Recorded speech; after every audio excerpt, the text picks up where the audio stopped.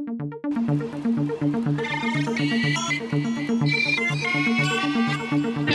is a fifth dimension beyond that which is known to man. It is a dimension as vast as space and as timeless as infinity. It is the middle ground between light and shadow, between science and superstition, and it lies between the pit of man's fears and the summit of his knowledge. This is a dimension of imagination. It is an area which we call the Twilight Zone.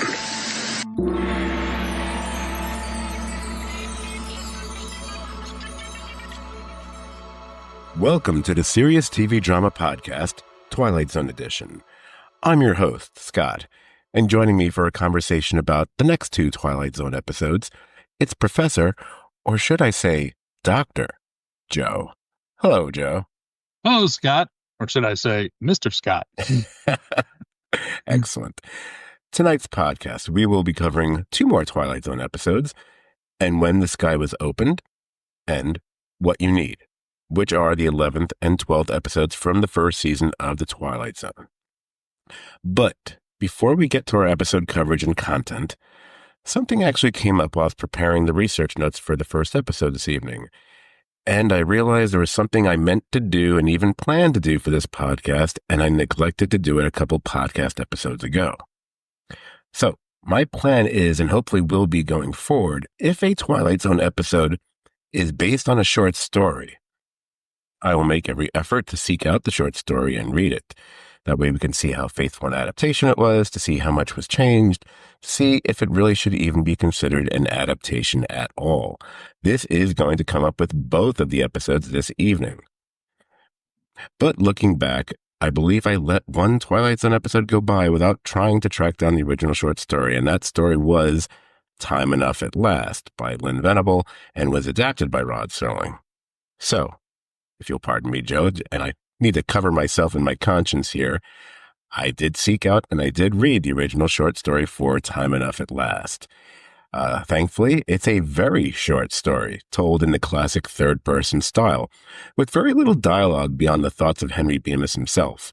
The bomb seems to be dropped rather quickly in that story, and we get some of the Bemis and his wife interactions told through what I guess could be best be described as brief flashbacks. While the humor isn't quite as sharp or obvious in the story, beyond that, it's essentially the same. I would say Bemis is he's slightly less sympathetic in the original short story. He's simply a man who wants to read a book, and his cares about the world around him are relatively minor, if any at all. The ending is fairly close. I believe the glasses actually fall off while he's reaching up for a book on a shelf, and there's no verbal lament of it not being fair. It simply ends with Bemis starting to cry. But beyond that, the adaptation is pretty faithful, and I would say it fleshes it out a bit more. It makes it that much more vivid, even, and the visuals obviously help that, of course. Okay, so my conscience is clear. I'll try to do that moving forward, but I think, that's something I will incorporate when we're getting into the content of each episode, not during the credits section, because I already take up considerable time with that already. So let's start with And When the Sky Was Opened. That episode was directed by Douglas Hayes. Now, Douglas Hayes was a writer-director with nearly as many directing credits as he had for penning stories for the small and big screen. He mined various genres of television, from writing several episodes of the classic Western Maverick to the modern day, for the times at least, Western flavor detective in New York City, the 70s series McCloud. But staying with our connections to the Twilight Zone, he did write 2 episodes of Rod Serling's Night Gallery, but far more important to Twilight Zone lore. And The Sky Was Opened was the first of 9 Twilight Zone episodes that he directed. You will hear his name 3 more times this season, including the episode The After Hours. And the following season, he was a director of many famous episodes such as The Howling Man, Eye of the Beholder, and The Invaders. Now, as far as the writing is concerned, the episode was written by Rod Serling, but is based on a short story by Richard Matheson. That's a name I believe I've mentioned and dropped in almost every Twilight Zone podcast leading up to this one. But this is the first episode that actually features his name in the credits. So, to be completely upfront here, I have said many a time that if I had to pick my all-time favorite writer, it is most likely Richard Matheson. not just because he was the man behind many classic Twilight Zone episodes, such as the aforementioned episode The Invaders, Little Girl Lost, and the two incredibly satisfying William Shatner episodes, Nightmare 20,000 Feet and Nick of Time. He also wrote what I would declare to be one of the three most important vampire novels of all time. I might even go as far as say it's the second most important one, right after Bram Stoker's Dracula, with I Am Legend, which has been translated into 3 middling to bad film versions over the years. I believe my co-host tonight may also have a bit of fondness for him because he is the man who wrote the original short story and subsequent screen adaptation for Steven Spielberg's Dole. Indeed. I was hoping you would mention that. If you didn't, I probably would have. Had to mention it. Beyond that, you've got stories ranging from The Incredible Shrinking Man, Hell House, What Dreams May Come. These all come from Matheson's work. But honestly, there might not be a better short story writer ever. I believe Stephen King himself said Richard Matheson was a massive influence on him. And if one is reasonably familiar with both men's work, you can definitely see it in a lot of King's short stories and even several of his massive novels as well. So when I profiled Charles Beaumont in a previous podcast, I dropped the caveat that he might be the second most important creative voice behind the Twilight Zone after Rod Serling. The other voice that I said he would be in contention with, that would be Richard Matheson, who honestly will always be my personal pick. As I said before, I will discuss his original short story, which, by the way, was not titled And When the Sky Was Opened. I'll talk about that a little bit later, and you might be a little surprised by what I've discovered. But for now, let's get to the cast, and we're looking at a trio of actors here, starting with the rugged and always determined-looking Rod Taylor as Colonel Forbes. Preceding his Twilight Zone appearance, Taylor was an Australian emigre. See, it was even happening back in the 50s. It's not just a recent phenomenon. He was getting TV parts in smaller roles in motion pictures, and it's kind of impressive to realize that he did a very good job of hiding and eventually losing his Australian accent within only a few years of arriving in the U.S. Now, his more notable leading man roles came after his Twilight Zone appearance, such as in the 1960s The Time Machine, and of course the Alfred Hitchcock classic from 1963, The Birds. In fact, his very last role, 6 years before his passing, was an appearance as Winston Churchill in Quentin Tarantino's Inglourious Basterds. Next on the cast, we will go to the always familiar-sounding Charles Aidman, who plays Ed Harrington in this Twilight Zone episode. A more diversely talented fellow than your typical day player, Aidman was not just an actor, but an author, a director, and a music composer. All this from a man who originally set out to be a lawyer, but he got professionally sidetracked by a naval stint during World War II. He has a very lengthy list of credits covering all genres and forms of TV entertainment, everything from the Dick Van Dyke Show to Knots Landing. There's far too many to list, so we'll stick with the Twilight Zone connection. Now, his voice might sound really familiar to those of a certain age who recall when CBS brought back the Twilight Zone in the 1980s. He was the unseen narrator for that series, as his was always a most memorable voice. And by the way, he does also appear in one more Twilight Zone episode, another episode with a major Richard Matheson connection, Season 3's Little Girl Lost. And finally, I do need to mention Jim Hutton, who plays Major Gart. Jim Hutton looked like he was, well, let's say he was the male equivalent of the It Girl at the time, the It Boy, perhaps. He was someone they thought was following in the style and career path of actors like Jimmy Stewart or even Jack Lemmon. After his Twilight Zone appearance, his role in the following years, Where the Boys Are, seemed to catapult him into the Hollywood stratosphere at the time.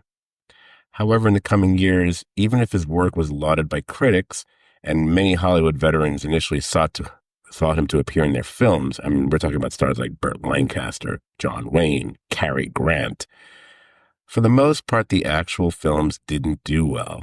And even if he wasn't to blame, his career nonetheless suffered for it, and he was relegated to TV work, because back then, that really meant a serious professional demotion. It was after several years that he started a bit of a comeback with the TV series Ellery Queen, which I actually mentioned a few podcasts ago because his co-star on that was David Wayne. However, the tragic truth is Hutton's life was cut way too short as he died at the insanely young age of just 45 from liver cancer. And that was years before seeing how his son Timothy would step into his shoes and still to this day be a well-regarded actor for the past, what's been 40, 50 years now.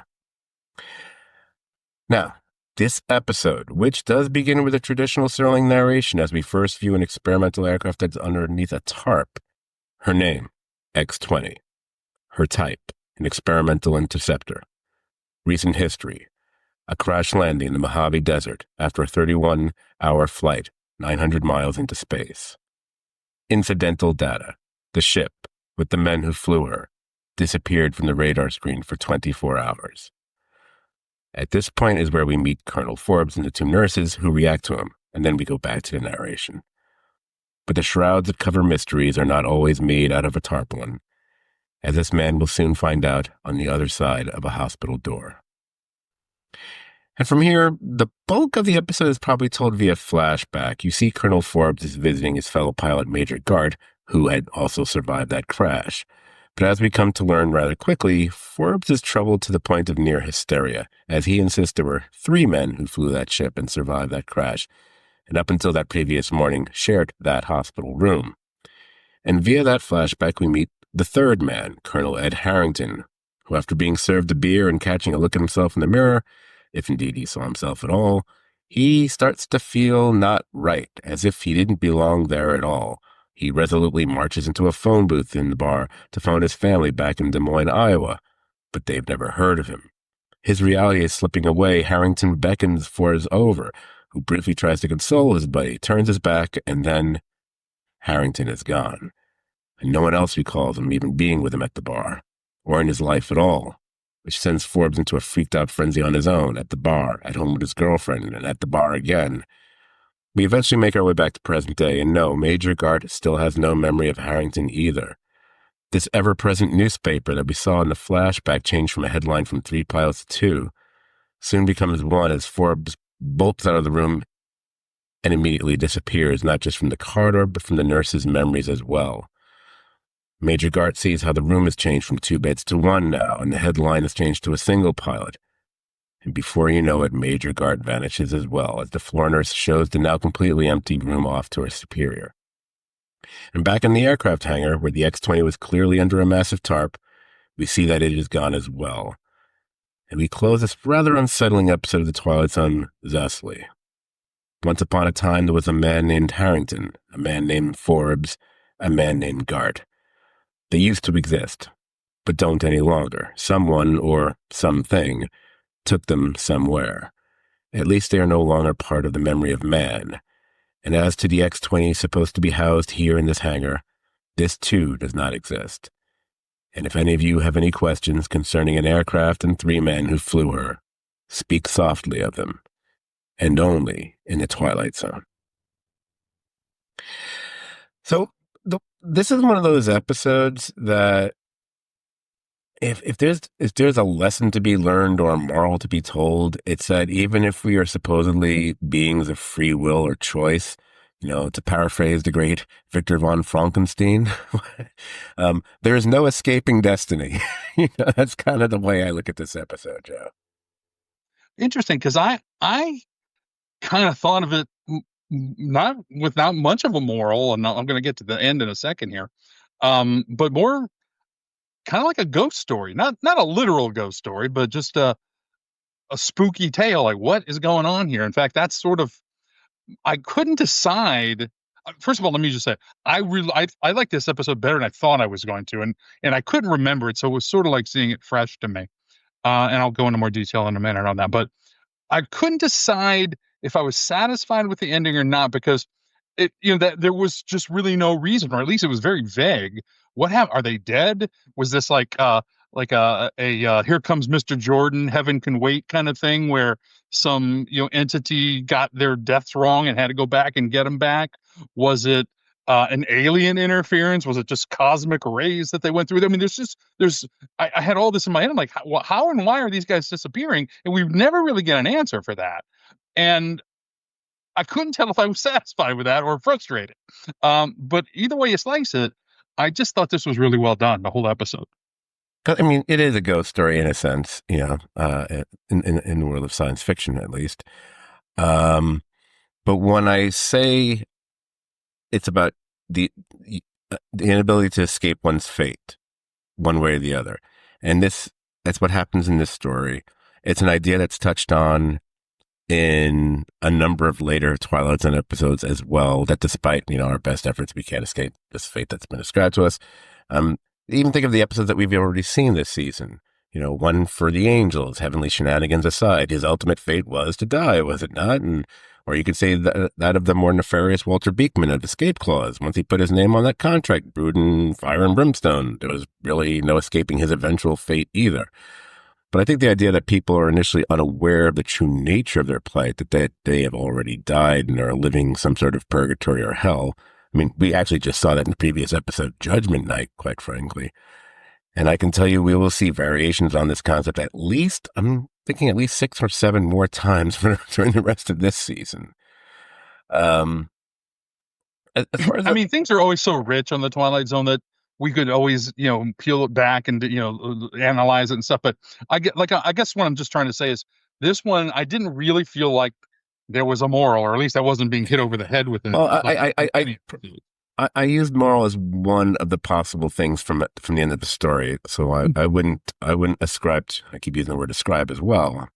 I wouldn't put too much emphasis on the fact I used the word moral, but at the end of a story, whether it be the characters or the reader, you have learned something. So there is a lesson to be learned no matter what it is. I don't care if it's a Bazooka Joe comic or, a 24 episode season of a television series. Because every story is a journey and there's a reason for it one way or the other. One of the things I really liked about this episode, I really love the casting of it. Rod Taylor specifically, I think he sells it really well. He's got that very classic heroic look to him, which is probably what helped him get cast in movies like The Time Machine and The Birds. But what's great here is someone who has a natural suave look, the way it's stripped away to like a sweaty, almost tearful desperation. I think he's really good in this. In fact, I've seen both those movies, and as have you, I'm sure. In some ways, I actually think he's better in this brief little episode than he was in those 2 movies. Not that he's bad in them, but I think they gave him more to do in this one episode, quite frankly. I couldn't agree more. And I even had the same thought that I thought that the casting or the acting, even just in general, elevated this episode beyond what it might have been, in particular, Taylor. Right. And I don't want to dismiss the writing, obviously, and I could never do that with the writing talent in this, but it's a pretty simple, almost one note story or concept. And I thought that like I said, the acting and even to some degree, the directing elevated it to a degree. Now part of it in this, as a writer, skilled writer myself, I realized that how you peel away these layers is in the writing. So I don't want to dismiss that part of the writing, but again, I really felt the empathy or like, oh my gosh, what would this be like to just suddenly realize that the things you think are real are not, and am I losing my mind? Am I going crazy? And I think he sold that magnificently. Yeah, absolutely. So we've spoken a bit about the writing here. So this probably seems like the best opportunity I'll have to get into the actual writing of the episode and the original story. So about that, this being an adaptation of a Richard Matheson story, I would say calling it a loose adaptation is being exceedingly kind. Now, as far as I can discern, Serling hadn't actually met Matheson until working on the Twilight Zone. There was not a pre-existing relationship there as far as I could tell. In fact, I even listened to excerpts of one of the lectures Serling gave in the mid-'70s. He was doing that on college campuses with students in advanced writing programs. And it's funny that his recollection of the original Matheson short story is, in fact, incorrect. And I'm assuming no one in the auditorium had either A, ever read the original story, or B, had the nerve to correct him. Although they do point out problems in the episode, so maybe courage wasn't an issue for these kids. But I have read the original story now, and that story is actually titled The Disappearing Act. But this story, which was written about 6 years earlier, it's not about pilots, not about military buddies who survived any crash and start to go poof and then they're gone. Nope, not at all. Serling's recollection was of a man and his wife and their 2 kids like in a photo and how they start to vanish, and that was the concept of the story. That is not correct. So, like a number of Matheson's really truly unsettling and sometimes scary short stories, it's told in the first person. He does that because it always makes the danger and the fear always feel that much more immediate and close and ever present. We're told that this entire story is taken from a notebook that's found in a Brooklyn candy store. So it's done in day-by-day entry style. You know, the opening of the story goes like, these entries are from a school notebook, which was found 2 weeks ago in a Brooklyn candy store. Next to it on the counter was a half-finished cup of coffee. The owner of the store said no one had been there for 3 hours prior to the time he first noticed the book. The story itself, it's about a guy, a writer, in fact, and a failing one at that. He's a bit of an adulterer. It's never truly clear if he consummated an affair with this other woman or simply he and his buddy Mike just liked hanging out with these two other young ladies away from their wives. Well, this woman he's sometimes seeing disappears. They never heard of her where she lives or at the magazine where she worked. And then by the next day, all of a sudden, the magazine where she worked, that no longer exists. Then, in a similar fashion, he can't find any trace of that other woman, who is buddy Mike. Suddenly, now he has no recollection of either of these women. And then his buddy vanishes from existence. And then as we go through the rest of the story, his bank account, his wife, his house. And remember how we were alerted at the start of the story that this is all taken from a notebook found in a, Brooklyn coffee shop, candy store kind of thing. At the very end, all forms of his ID and his wallet are gone. His watch, the one inscribed from his wife, is gone. And he's having a cup of coffee. Yeah, the story ends mid-sentence. It's really a brilliant little story in the classic Matheson vein, if you've ever read a Richard Matheson story. But you see, other than the idea of people being erased from existence, and no one except one person seems to be aware of it, beyond that, the two stories have little else in common. And you start wondering, could Serling have just read that story and thought, hey, that gives me an idea how I can use that concept in a rather totally different way, and maybe not give Matheson credit at all? But I'm thinking because Serling was always a writer first and foremost, even taking the idea without proper credit would feel akin to plagiarism to him. But just reading the story, it really fascinated me and really made me absolutely want to make sure, read the story that A Twilight Zone episode claims to be based on and see just how close or how far apart the two works really are. And this was a case where they're not very similar at all, other than that the idea of people being erased from existence. That's basically the only thing they have in common. Yeah, and I feel like I'm shifting gears a little bit here, but as I said, I really kind of felt the stress that those characters, particularly Taylor, was feeling. There was, I thought, and I don't know if I'd call this a criticism or it's more of a missed opportunity.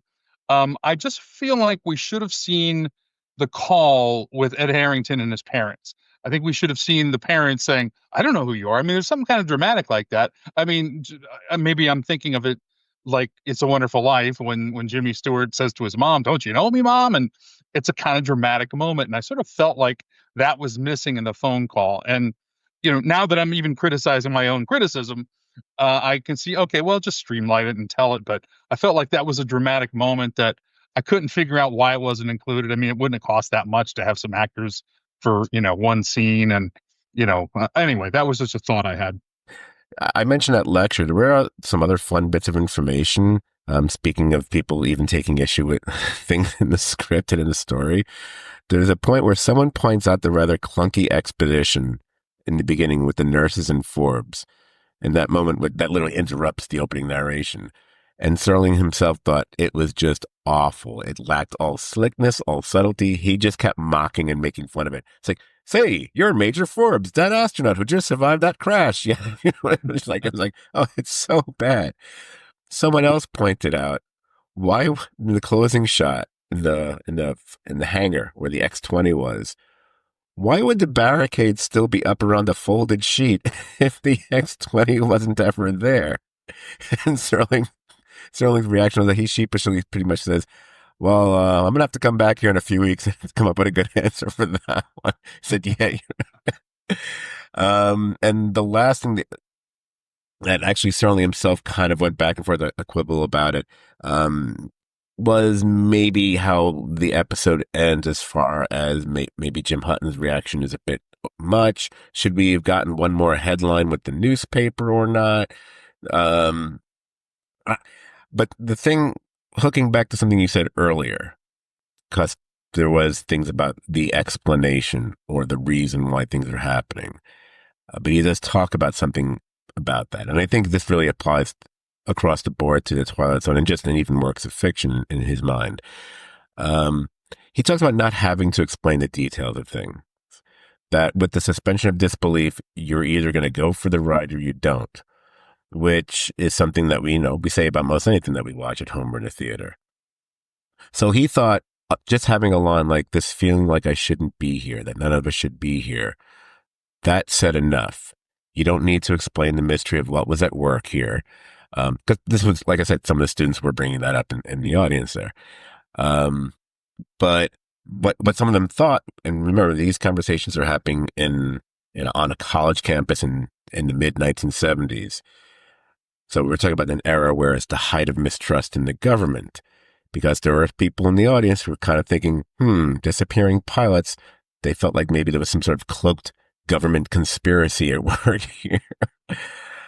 So it's just interesting how people can. I mentioned like 3 different reasons, but that's an equally plausible one. Just to clarify, my earlier mention of that is, even myself, even as I'm thinking this, I'm like, do I like this or not? I can't tell. Do I want the answer or don't I? So I was okay ultimately with the not knowing, but there was just part of me like, well, what is going on here? Just based on the tone of the episode and what was happening. Because like I said, it's felt a little like it could have gone the way of, like I said, Here Comes Mr. Jordan, or something where Heaven got it wrong and made a mistake and they had to call these guys back, because the guys themselves said that, like, feel like someone forgot and we shouldn't be here and they're coming back. It wasn't literally that. But. Right. I just feel the more you explain, the less it becomes a Twilight Zone episode and more it becomes just a standard anthology series episode. That's fair. Because you're going to find a number of Twilight Zone episodes that don't give you an explanation for the reason why things are or happen.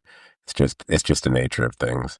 And that's almost what he kind of says in the closing narration. It's like, hey, if you got any questions, it's the Twilight Zone. and okay, that's an answer, Rod, and I'll buy it. So you had mentioned something about the directing. You were commending that as well. I actually thought there were a number of really great camera shots throughout this episode. There's a scene when you see Harrington is in the phone booth, but you can really see Forbes and the girl in the background and frame within a frame. I noticed that. I thought that was kind of like, there's something very cinematic about that. The overhead shots we get of Forbes later on is really nice too. And decisions that were made, which apparently were made, that weren't in the script, like him, like coming up with the idea of him smashing through the glass and walking on the glass, which wasn't ever in the script. So you hear like the sound of the crunch of the glass as he's walking around the bar.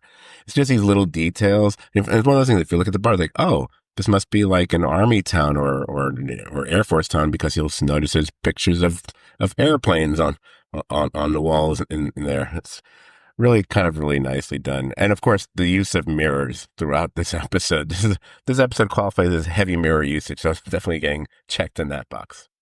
Well, before we shift to the next episode, I did want to just mention a couple observations. These are just personal observations on the casting. I'm going to admit ignorance that I don't think I realized that Jim Hutton was Timothy Hutton's dad, or really vice versa, that Timothy Hutton had a dad who was an actor previously. And once I learned that, you can immediately see the resemblance. It wasn't like that, because when I first saw Jim Hutton, I recognized his face. I had seen him in other TV, as you'd mentioned, but at first, and I'm going down a geek rabbit hole here, but at first I thought he was Charlie X from Star Trek. And then I realized, no, that's Robert Walker Jr., who is the son of Robert Walker, and yada, yada, yada. I just went through a spiral. But I was interested that Timothy Hutton's dad was an actor of note, and I did not know that, and I kind of felt stupid about it, but saw the resemblance. The other thing is just a personal observation I've been making for years, and no one agrees with me, or I can't find anybody. So maybe you or our listeners will. I swear that Rod Taylor is the doppelganger for Robin Williams. In fact, I had a long time thinking that he was his father. And that's how much they look alike to me. And everyone else is, I don't know if I see it or whatever. So I'm just putting it out there. If anyone agrees, Write us a letter. Write us a letter. I get where you would see the resemblance. It's there. It's there. I wouldn't say it's a strong resemblance because the noses are so different, but you can see it in the brow and the eyes. I could see a similarity there. If they had done if there had been a point in time where Rod Taylor could have played Robin Williams' father in a movie, I would have totally bought it. So And like I said, I'll give I you feel that like much. I'm alone on this mountain, but it's something I've thought for years and years. And every time I see Rod Taylor, it's the first thing I think of. I go, God, he looks like Robin Williams. Anyway, just putting it out there. It's interesting you should mention that your initial thought when you saw Jim Hutton, it reminded you of Charlie X and Robert Walker Jr. and his father, whatever. Because I always, I've had that thought in the past about them. And I said, oh, and there's that weird coincidence because both their fathers died really young, because Robert Walker Jr. died really young. As we said before, written by Serling, based on Matheson. So let's get to the tropes we got going on here. So we've got pilots, early versions of astronauts and military. We've got the concept of fate and destiny. We've got mirrors. We've got newspaper headlines. Hey, look, we've got a bar. By the way, Rod Serling loves having bars, especially empty bars in his episodes. You're going to see them show up a lot. He even made fun of it in that lecture I mentioned. It's like, someone noticed that I really like an empty bar throughout my career. And I don't remember if I had mentioned phone booths in previous podcasts as a trip. Well, that definitely needs to be in there, so we're going to toss that in the mix as well. The tone of the episode, I would say it's suspenseful, dawning horror disguised as sci-fi. Rating the ending, it's a rather somber and spooky ending. I'm willing to give it an 8 for that. And rating the episode itself, I feel the episode and the ending pretty much go hand in hand. So I would ascribe it the same 8 as well. And I'm going to stop using the word ascribe in this podcast. And I know I don't officially give ratings, but Sure. I concur with yours. And like I said, I had forgotten this or didn't remember it.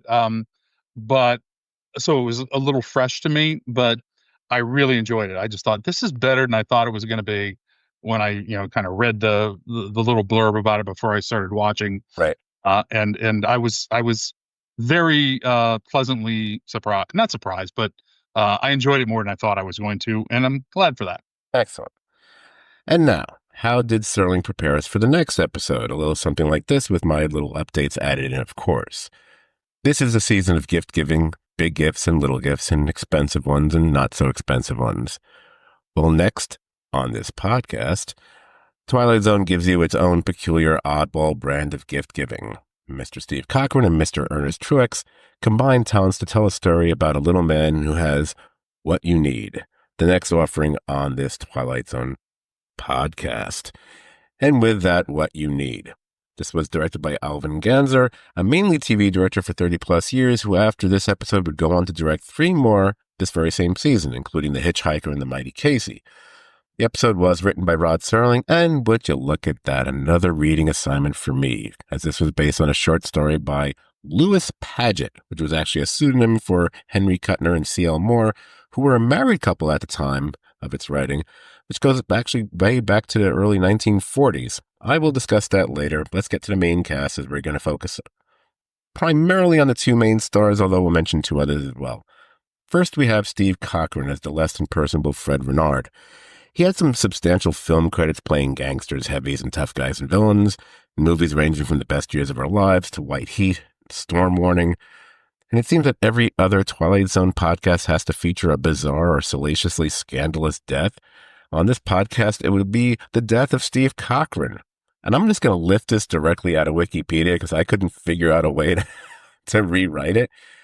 Cochran recruited 2, in quotation marks, young women and a 14-year-old girl to accompany him on a sailing ship from Acapulco to Costa Rica, ostensibly to take part in an upcoming film. The yacht lost one of its 2 masts in a storm a few days into the trip. Cochran fell ill and died 2 days later at the age of 48, which was later determined to be an acute lung infection. The women who were accompanying him did not know how to sail the boat and were trapped with the decomposing body for 10 days before being rescued out at sea. The boat, still carrying his corpse, was then later found drifting off the coast of Guatemala. That's wow. Okay. I don't even know if we can continue now because that story is, in my opinion, better than the episode we're going to talk about. So we will move on to Ernest Truex, who plays Pedot. He was 70 when he took on this role in The Twilight Zone, which followed a career that started at the dawn of the silent film era as he alternated between considerable amount of stage and theater work. He was a character actor who mainly gravitated towards the lighter comedic roles in the 30s and 40s, the most famous film definitely being His Girl Friday. He transitioned to mainly TV work by the time the 50s rolled around with various anthology series, as well as shows like Mr. Peepers and the Ann Southern Show. But his most famous work is likely both this Twilight Zone episode and another episode he's the lead actor in Season 3's Kick the Can. Other than that, I might quickly point out the bartender was played by William Edmondson, who will also show up in the oft-mentioned Twilight Zone episode Shadow Play, and the girl at the bar, who doesn't even get a name beyond Girl at the Bar, was played by, well, she's played by Arlene Martell, but was credited as Arlene Sachs, and her full name was actually Arlene Greta Sachs. Then she later changed her stage name to Tasha Martell. Why am I talking about her? I am because what makes her stand out to any super geek out there, 8 years later, she would play T'Pring, Spock's, well, fiancé, shall we say, on Star Trek in the classic episode Amok Time. And with that, I'm going to say the doctor is in with his presentation of what you need. 5 cents, please. But I didn't make the connection with Arlene Sachs. But she did look exotic, and I thought, oh, she's got a really interesting face. And now that you say that, that's pretty remarkable. Anyway, so let's talk about, or let's get the narration and the plot here. What you need, as we've already talked about, is the 12th episode. I think it is a little interesting that this, since gifts or Rod Serling, you cheated off about a story about gift giving, that this actually aired on Christmas Day, 1959, this episode. And here's the opening narration. You're looking at Mr. Fred Renard, who carries on his shoulder a chip the size of the national debt. This is a sour man, a friendless man, a lonely man, a grasping, convulsive, nervous man.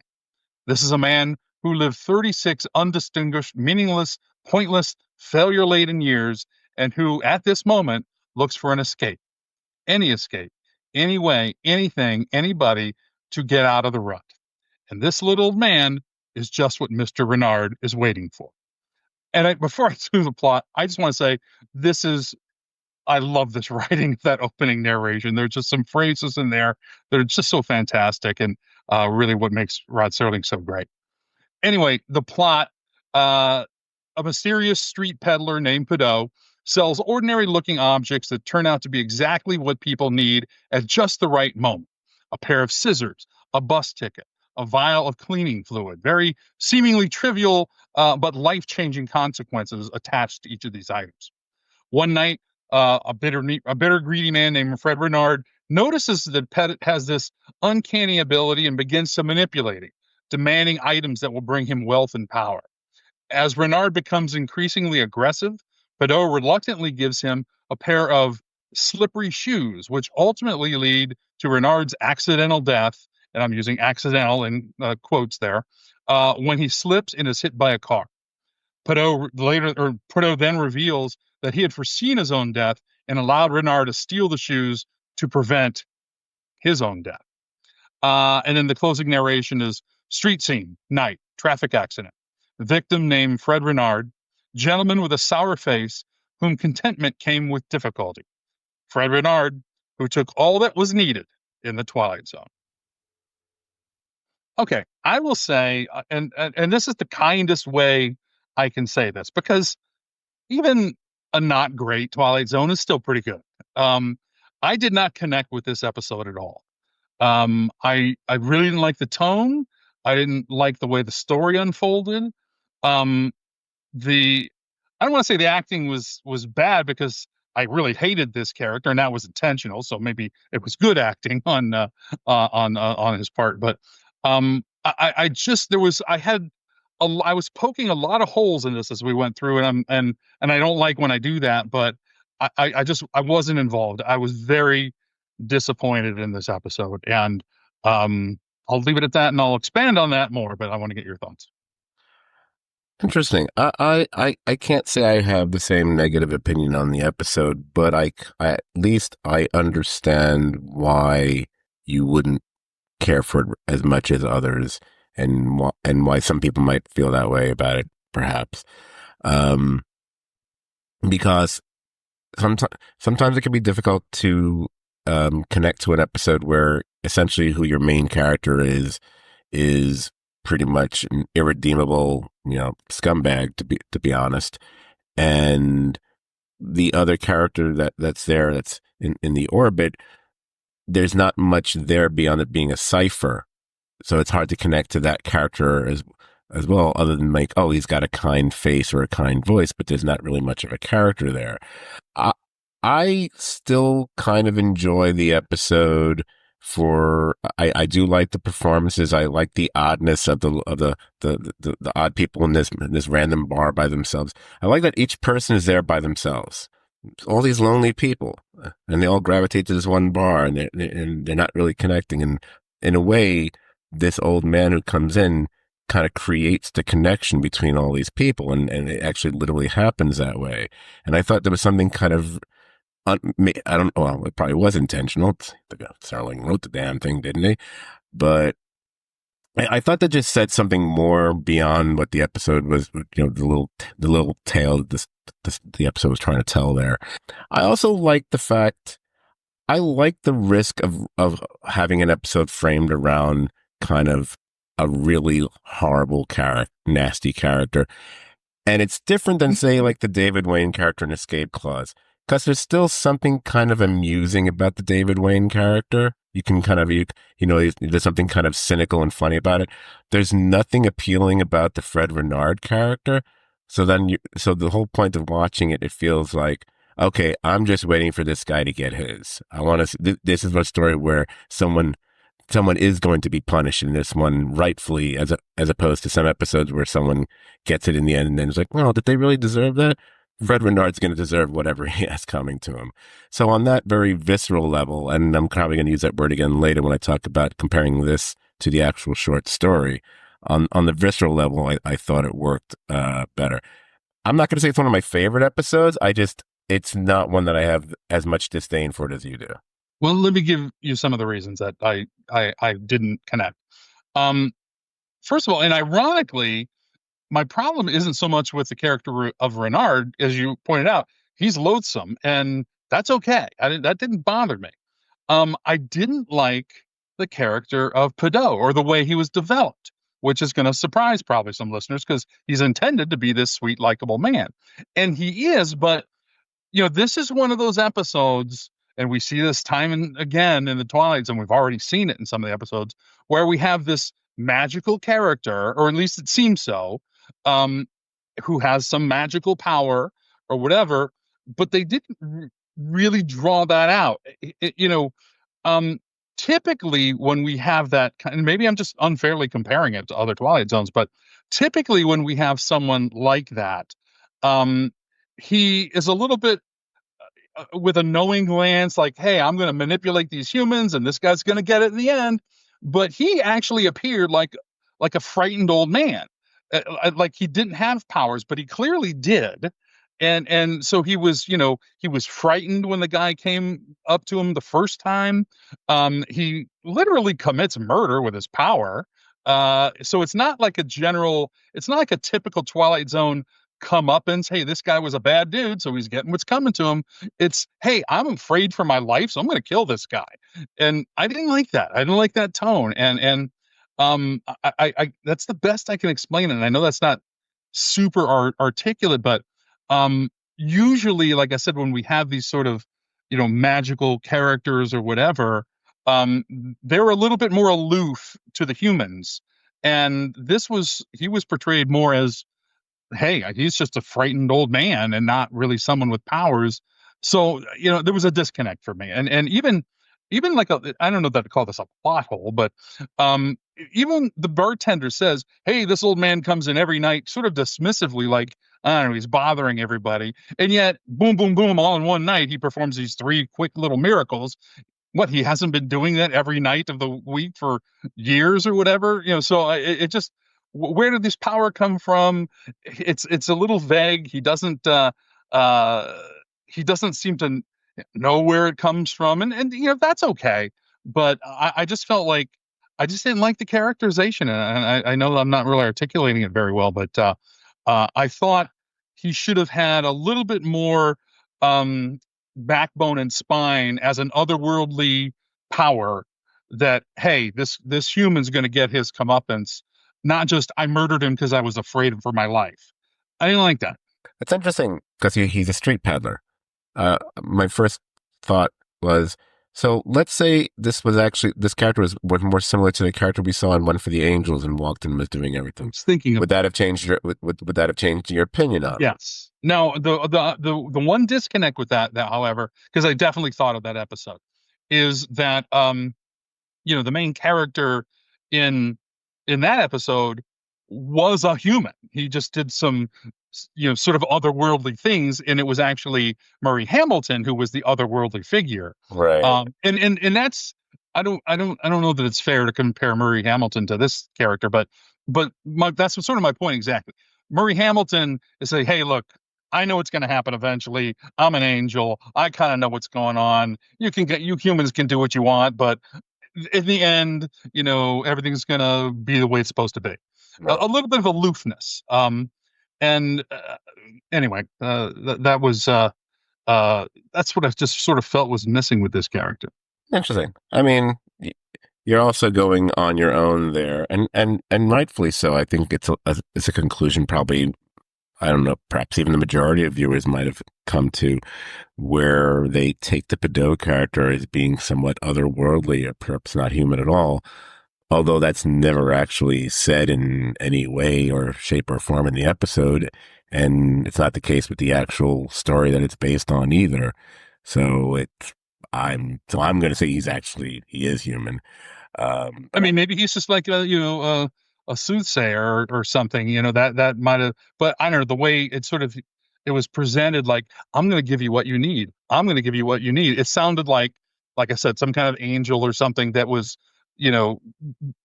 manipulating the humans, and that didn't connect with the actual things that he did. One other things I'll say, and this is just silly, and maybe I was just annoyed with the episode and I was nitpicking, but I just found the phrase "what you need" or "what I need" or "what you need," "what you need," "what you need," even in the title, was just repetitive. It's like, are we going to say this 50,000 times? We get it. You're getting what you need. Yeah, that one's not as valid as your other criticism. So you might have lost me with that one. It's kind of, I don't know. it's kind Like I of the said, point. I feel like I'm complaining for no reason, and like I said, even a bad Twilight Zone. I'll hold a seance by Rod Serling's grave and let him know your criticisms of it. See how I think I'm going to be alone in this. I don't think a lot of people are going to agree with me. So I was going to say maybe I was just in a bad mood, but I actually watched these episodes back to back, and I was pleasantly surprised with the other one. So it wasn't like I was already in a good mood. Like, hey, that was pretty good. So who knows? There's nothing wrong with having a difference of opinion or actually not liking an episode of Twilight Zone. There will be episodes that I'm not a big fan of myself. This isn't one of them, but as I said, I don't ardently love the episode either, but I have an appreciation for it. So, and either this will help with your opinions of it, or probably will have no impact whatsoever. I did track down the original story.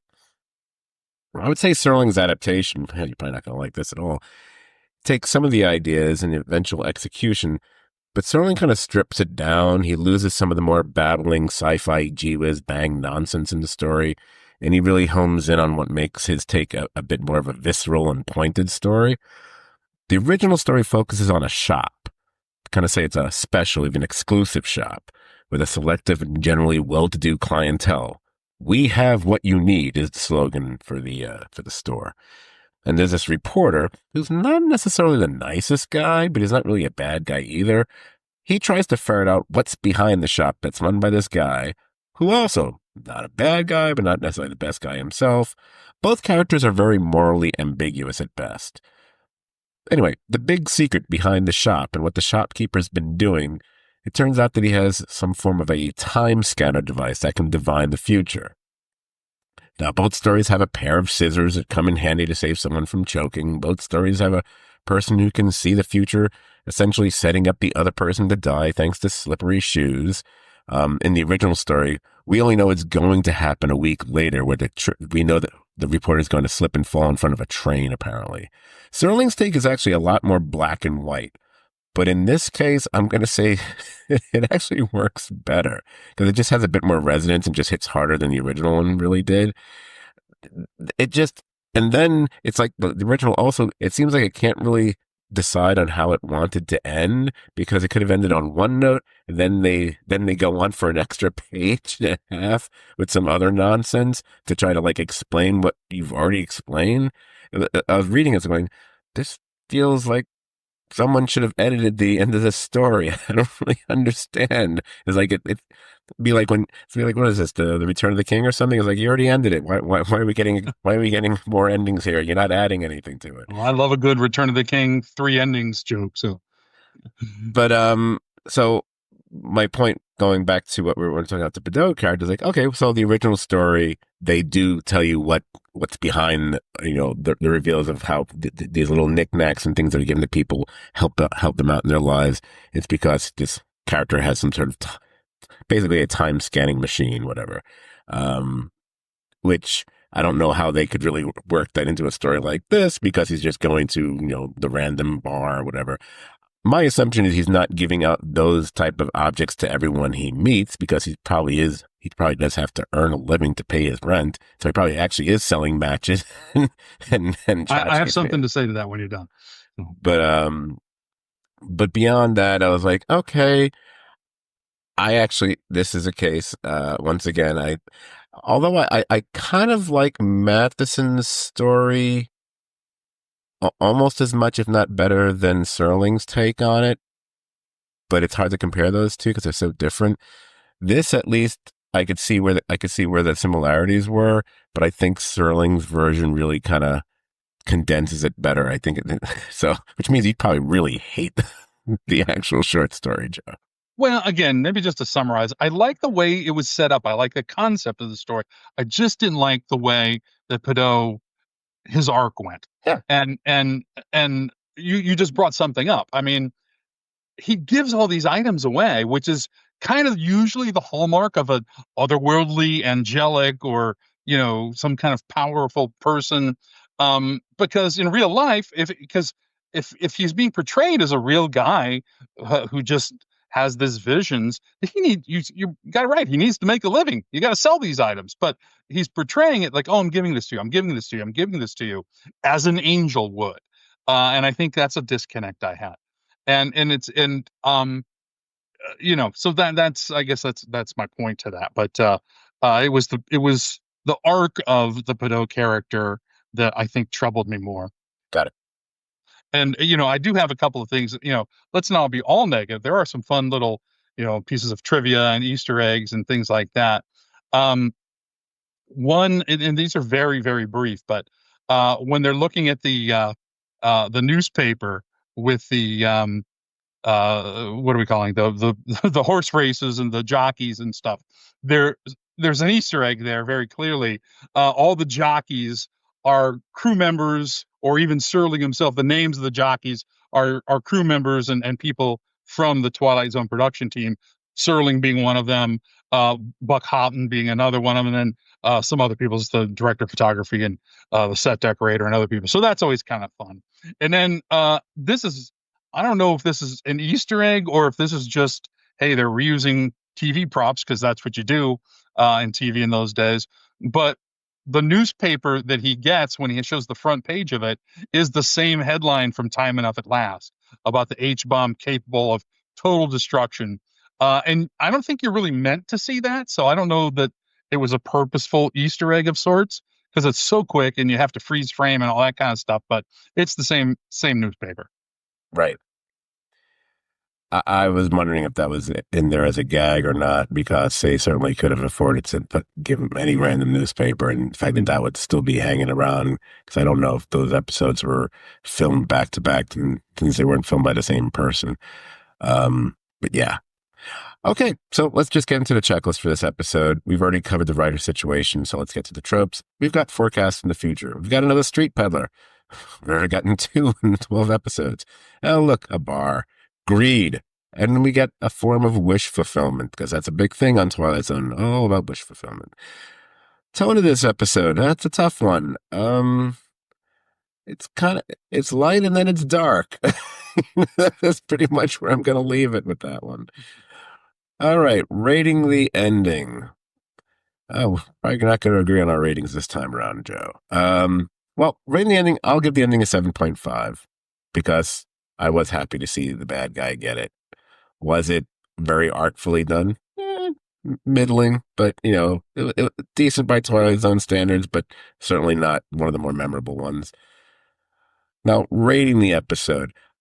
I almost want to change my rating again because you've kind of made me look at this episode slightly differently. No, I'm joking. I had considered giving it an 8, but then I realized I thought the previous episode was substantially better. So I'm gonna again go with the same rating I gave the ending, and I'll knock it down to a 7.5. Yeah, that's where I am with that. And again, I'll give the caveat that I don't give official ratings. I'm just sort of reacting to yours. I'm an easy grader. You can ask my students. But so even like the worst Twilight Zones, I don't know that I'm going below a 5. I feel like the best I can do here is a 6. And ironically though, I might come closer to your ending rating. I might drop it down to a 7, not a 7.5, because I do like that the bad guy, meets a bad end. I just don't like how we got there. I like the addition of the guy getting the comb, and then he needs the comb to comb his hair because the photographer. That little reminder is like, although we just watch this horrible person get his, and it's kind of dark, we're still ending on kind of an amusing light note like that. It's kind of like the end of Strangers on a Train, bringing it back to Robert Walker Jr., where, it should end one way, but then there's a cute little thing that happens on the train at the very end. It's like, oh, that's kind of a fun little note to end this movie on. Unless you live in Britain, because they got a different version, which cut that off. Anyway. So, with all that, it is now time to blow out the candle on this Twilight Zone podcast. Joe, as always, I do appreciate you joining me tonight. I look forward to your next appearance on our podcast.